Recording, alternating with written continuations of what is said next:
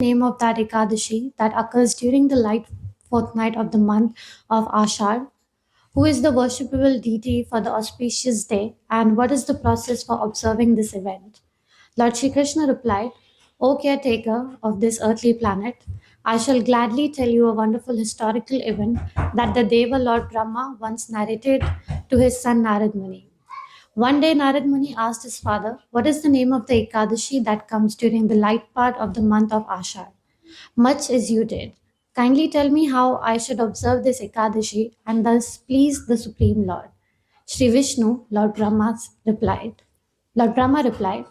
O great saintly orator, O best of all sages, O purest devotee of Lord Vishnu, your question is as usual excellent for all mankind. There is nothing better than Ekadashi, the day of Lord Sri Hari, in this or any other world. It nullifies even the worst sins or if observed properly. For this reason, I shall tell you about this Ashad Shukla Ekadashi. Fasting on this Ekadashi purifies one of all sins and fulfills all one's desires. Therefore, whoever neglects to observe this sacred fast day is a good candidate for entering into hell. Ashad Shukla Ekadashi is also famous as Padma Ekadashi. Just to please the Supreme Lord Rishikesha, the master of the senses, one should fast on this day. Listen carefully, O Narad, as I relate to you a wonderful historical event that was recorded in the scriptures regarding this Ekadashi. Just hearing this account destroys all kinds of sins along with all obstacles on the path of spiritual perfection. O son, there was once a saintly king in the Surya Vamsha, Sun dynasty, whose name was Mandhata. Because he always stood up for the truth, he was appointed emperor. He took care of his subjects as though they were his very own family members and children. On account of his piety and great religiosity, there was no pestilence, drought, or disease of any kind in his entire kingdom. All his subjects were not only free of all kinds of disturbances, but also were very wealthy. The king's own treasury was free from any ill gotten moneys, and thus he ruled happily for many years. Once, however, because of some sin in his kingdom, there was a drought for 3 years. The subjects found themselves beset by famine also. The lack of food grains made it impossible for them to perform the prescribed Vedic sacrifices, offer oblations of grita, ghee, to their forefathers and to devas, engage in any ritualistic worship, or even study the Vedic literatures. Finally, they all came before their beloved king in the great assembly and addressed him thus: O king, you always see to our welfare, so we humbly beg your assistance now. Everyone and everything in this world needs water. Without water, almost everything is rendered useless or dead. The Vedas call water Nara, and because the Supreme Personality of Godhead sleeps upon water, his another name is Narayan. God makes his own abode on water and take his rest there. It is said that three things cannot exist without water: pearls, human beings, and flour. The essential quality of a pearl is its luster, and that is due to water. The essence of a man in his semen, whose main constituent is water. And without water, flour cannot be made into dough and then be cooked into various forms of bread, offered and eaten. Sometimes water is called Jala, Naraya, the Supreme Lord in the form of this life sustaining substance, water. 1 minute. We will fast forward. And okay, yeah, maybe you can reply again. The king replied. The king replied, You speak the truth, for grains are like Brahman, the absolute truth, who lives within grains and thereby sustains all beings. Indeed, it is because of the grains that the entire world lives. Now, why is there a terrible drought in our kingdom? The Holy Scriptures discuss this subject very thoroughly. If a king or head of a country is irreligious, both he and his subjects suffer. I have meditated upon the cause of our problem for a long time, but after searching my past and present character, I can honestly say that I find no sin. Still, for the good of all of you subjects, I shall try to remedy the situation. Thinking in this way, King Mandata assembled his army and entourage, paid his obeisances to me, and then entered the forest. He wandered here and there, seeking great, great sages in the ashrams and inquiring about how to resolve the crisis in his kingdom. At last, he came upon the ashram of one of my other sons, Angira Muni, whose effulgence lit up all directions. Seated in his hermitage, Angira looked like a second Brahma. King Mandata was very pleased to see that exalted sages whose senses were completely under control. The king immediately dismounted his horse and offered his respectful obeisances at the lotus feet of Angira Muni. Then the king joined his palm and prayed for the Muni's blessings. That saintly person reciprocated by blessing the king with sacred mantras. Then he asked him about the welfare of the seven limbs of his kingdom. Okay, hang on. Let's fast forward this. Said to the king, "The present age, Satyayug, is the best of all ages. For in this age, Dharma stands on four legs: truthfulness, austerity, mercy, and cleanliness. In this age, everyone respects Brahmins as the topmost members of the society. Also, everyone fulfills his occupational duties, and only twice born Brahmins are allowed to perform Vedic austerities and penances. Although this is a standard, O lion among kings, there is one Shudra, uninitiated, untrained person, who is unlawfully performing the rites of austerity and penance in your kingdom. This is why there is no rain in your land. You should therefore punish this laborer with death, for by so doing, you will remove the contamination inflicted by his actions and restore peace to your subjects." The king then replied, "How can I kill an offenseless performer of austerity and sacrifice? Please give me some spiritual solution." The great sage Angira Muni then said, "O king, you should observe a fast on the Ekadashi that occurs during the light fortnight of the month of Ashad. This auspicious day is named as Padma Ekadashi, and by its influence, plentiful rains and thus grains and other foodstuffs will surely return to your kingdom. This Ekadashi bestows perfection upon its faithful observers, removes all kinds of bad elements, and destroys all obstacles on the path of perfection. O king, you, your relatives, and your subjects should all observe this sacred Ekadashi fast. Then everything in your kingdom will undoubtedly return to normal." Upon hearing these words, the king offered his obeisances and then returned to his palace. When the Padma Ekadashi arrived, King Mandata assembled all the Brahmins, Kshatriyas, Vaishyas, and Shudras in his kingdom and instructed them to strictly observe this important fast day. After they had observed it, the rains fell, just as the sage had predicted, and in due course of time there were abundant crops and a rich harvest of grain. By the mercy of the Supreme Lord Rishikesha, the master of senses, all the subjects of King Mandata became extremely happy and prosperous. Therefore, O Narad, everyone should observe this Ekadashi fast strictly, for it bestows all kinds of happiness as well as ultimate liberation upon the faithful devotee. Lord Sri Krishna concluded, "My dear Yudhishthir, Padma Ekadashi is so powerful that one who simply reads or hears its glories becomes completely sinless. O Pandav, one who wishes to please me should strictly observe this Ekadashi, which is also known as Devshayani Ekadashi. Devshayani or Vishnu Shayani indicates the day when Lord Vishnu goes to sleep with all the Devas. It is said that after this day, one should not perform any new auspicious ceremonies until Devotani Ekadashi." All right, yeah, let's stop. Thank you. Devshayani Ekadashi ki jai. Jai. You have all heard the glories of Devshayani Ekadashi. So from now on, for the next 4 months, if you do any karma kanda activities, and if you go to the priest to get any muhurat, then the priest will say there is no muhurat.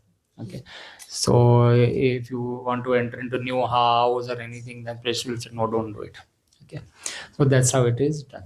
But it is great for any spiritual activities. So this is the time to amplify your spiritual activities. And that is what all the sages also do. So they take rest at one place, they stop moving from one place to another.